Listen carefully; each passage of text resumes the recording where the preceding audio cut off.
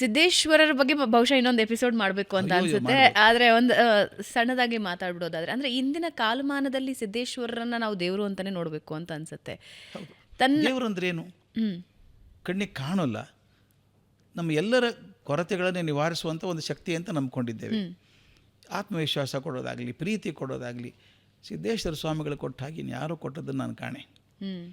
ಏನೇನು ಅಪೇಕ್ಷೆ ಅಲ್ಲ ಯಾರ ಕಡೆಯಿಂದ. ಅಂಥ ಅಪರೂಪದ ಜೀವ, ತುಂಬ ಅಪರೂಪ.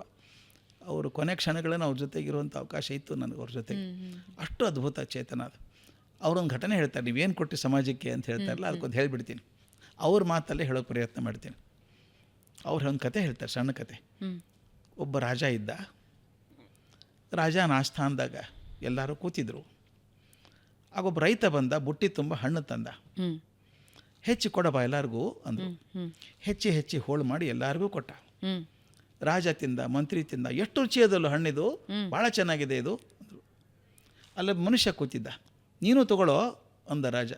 ನನಗೆ ಬ್ಯಾಡ್ರಿ ರಾಜರೇ, ಆ ಬೀಜ ಕೊಡ್ರಿ ಸಾಕು ನನಗೆ ಅಂದ. ಆ ಬೀಜ ತೊಗೊಂಡು ಹೋದ, ತನ್ನ ಹೊಲದಲ್ಲಿ ಹಾಕಿದ, ನೀರು ಹಾಕಿದ, ಗೊಬ್ಬರ ಹಾಕಿದ, ಬಿಸಿಲು ಬೀಳೋಗಿ ಬಿಟ್ಟ, ಕಾಳಜಿ ಮಾಡಿದ. 6-7 ವರ್ಷದಲ್ಲಿ ದೊಡ್ಡ ಮರ ಆಯಿತು, ಸಾವಿರಾರು ಹಣ್ಣು ಸುರಿದು. ಒಂದು ಸಲ ರಾಜ ಪ್ರವಾಸಕ್ಕೆ ಹೊಂಟಾಗ ನೋಡಿದ, ಗಿಡ ಎಷ್ಟು ಚೆನ್ನಾಗಿದೆಯಲ್ಲ ಅಂದ. ರೈತ ಓಡಿ ಬಂದ, ತಂದೆ ಕಂಬಳಿ ಹಾಸಿದ, ಕೂಡ್ರಿ ರಾಜರೇ ಅಂದ. ಹಣ್ಣು ತೆಗೆದ, ಹೆಚ್ಚಿ ಕೊಟ್ಟ. ಭಾಳ ರುಚಿ ಅದಪ್ಪ ಹಣ್ಣು ಅಂತ ರಾಜ ಅಂದ. ತಾವೇ ಕೊಟ್ಟದ್ದು ಸ್ವಾಮಿ ಬೀಜ ಅಂದ ರೈತ. ಈ ಕಥೆನ ಹೆಂಗೆ ಜೋಡಿಸ್ತಾರೆ ಸಿದ್ದೇಶ್ವರ ಸ್ವಾಮಿಗಳು ಅಂದರೆ, ಭಗವಂತ ನಿಮ್ಗೊಂದು ಜೀವ ಕೊಟ್ಟಿದ್ದಾನೆ, ಅದು ಬೀಜ. ಅದನ್ನು ಬೆಳೆಸಿ ಸಮೃದ್ಧ ಮಾಡಿ ವಾಪಸ್ ನೀವು ಅವನಿಗೆ ಕೊಟ್ಟರೆ ನಿಮ್ಮ ಜೀವನ ಸಾರ್ಥಕ ಆದಂಗೆ. ಈಗ ನಾನೇನು ಪಡ್ಕೊಂಡು ಬಂದಿದ್ದೀನಿ. ಹುಟ್ಟಿದಾಗ ಹೇಳಿದ್ನಲ್ಲ, ನನಗೆ ಏನೂ ಗೊತ್ತಿಲ್ಲ, ಅವಳೋದು ಬಿಟ್ಟರೆ ಇನ್ನೇನೂ ಬರ್ತಿರ್ಲಿಲ್ಲ. ಆದರೆ ಪ್ರಪಂಚ ಪಡ್ಕೊಂಡಿದ್ದೇನಲ್ಲ, ಅದನ್ನು ಚೆಂದ ಮಾಡಿ ನಾನು ಇಲ್ಲಿಂದ ಹೋಗೋದ್ರೊಳಗೆ ಹೋಗುವಾಗ ಪ್ರಪಂಚ ಹೇಗಿತ್ತು ಅದಕ್ಕಿಂತ ಒಂದು ಚೂರು ಒಳ್ಳೇದಾಗೋದಕ್ಕೆ ನಾನು ಕಾರಣ ಆಗಿದ್ದರೆ ಅದು ನಮ್ಮ ಕೊಡುಗೆ. ಭಾಳ ದೊಡ್ಡದಾಗಲಿಕ್ಕಿಲ್ಲ, ಒಂದು ಚೂರು ಅದರಿಂದ ಒಳ್ಳೇದಾಯ್ತು. ಯಾವುದೋ ಒಂದು ಜೀವನಕ್ಕೆ ಹಾಯ್ ಅನಿಸಿದ್ರೆ ಸಾಕು. ನನ್ನ ಮಾತಿನಿಂದಾನು, ಬರಹದಿಂದಾನು, ನಡವಳಿಕೆಯಿಂದಾನು ಯಾವುದೋ ಒಂದು ಜೀವ ಸಾಕಪ್ಪ ಅಂತ. ಸಾಕ್ರೆಟಿಸ್ ಹೇಳ್ತಾನೆ, success of a life is measured by the number of people who cry when you die ಅಂತ. ಹೊರಟು ಮಾತು ಒಂದು ಯಾವಾಗಲೂ ಹಾಗೇನೆ. ನೀವು ಸತ್ತಾಗ ಎಷ್ಟು ಜನ ಅಳ್ತಾರೆ ಅದರ ಮೇಲೆ ನಿನ್ನ ಜನಪ್ರಿಯತೆ ಗೊತ್ತಾಗತ್ತೆ ಅಂತ. ಹೋದ್ನಾ ಒಳ್ಳೇದಾಯ್ತು ಬಿಡ್ರಿ, ಪೀಡೆ ಹೋಯ್ತು ಅಂತಂದರೆ ಫೇಲು ಲೈಫ್ ಅದು. ಎಷ್ಟು ಜನಕ್ಕೆ ಕೊಡ್ತಿರೋ. ಇದೊಂದು ಸೂಫಿ ಕಥೆಯಲ್ಲಿ ಬರುತ್ತೆ, ಭಾಳ ಚಂದ. ಒಬ್ಬ ಸಂತ ಹೋಗ್ತಿದ್ದ, ಮನೆ ಮುಂದೆ ಕಟ್ಟೆ ಮೇಲೆ ಮಲ್ಕೊಂಡ. ರಾತ್ರಿ ಮಲ್ಕೋಬೇಕಾಯ್ತು.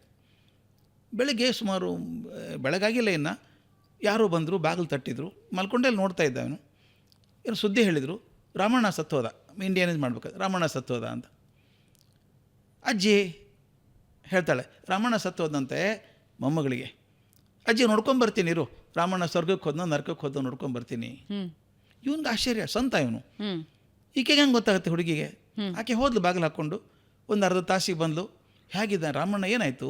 ರಾಮಣ್ಣ ಸ್ವರ್ಗಕ್ಕೆ ಹೋದ. ಸ್ವರ್ಗಕ್ಕೆ ಅವನು ನರಕಕ್ಕೆ ಹೋಗ್ತಾನೆ. ಇವನು ಕುತೂಹಲ ಎದ್ದು ಕೇಳಿದಂತೆ, ಅವನು ಸ್ವರ್ಗಕ್ಕೆ ಹೋದ್ನೋ ನರಕ ನಿನಗೆ ಹೆಂಗೆ ಗೊತ್ತು ಅಂತ. ಆ ಅಜ್ಜಿ ಹೇಳಿದಂತೆ, ಹುಚ್ಚಪ್ಪ, ಮನೆ ಮುಂದೆ 1000 ಜನ ನೆರೆದಿದ್ದಾರೆ, ಕಣ್ಣೀರು ಹಾಕ್ತಾ ಇದ್ದಾರೆ, ಸಾರ್ಥಕ ಅಲ್ಲೇನಪ್ಪ ಜೀವನ ಅದು. ಅಷ್ಟು ಜನಕ್ಕೆ ಒಳ್ಳೇದು ಮಾಡೋದು, ನರಕಕ್ಕೆ ಹೋಗ್ತಾನೆ, ಅವನು ಸ್ವರ್ಗಕ್ಕೆ ಹೋಗಿರ್ತಾನೆ. ಅಂದರೆ ಕಲ್ಪನೆ ಹೇಗಿದೆ, ನೀವು ಏನು ಪಡ್ಕೊಂಡಿದ್ದೀರೋ ಅದನ್ನು ಸ್ವಲ್ಪ ಆದರೂ ಹೆಚ್ಚಾಗಿ ಸಮಾಜಕ್ಕೆ ಕೊಟ್ಟರೆ ಸ್ವರ್ಗಕ್ಕೆ ಹೋದ ಹಾಗೆ.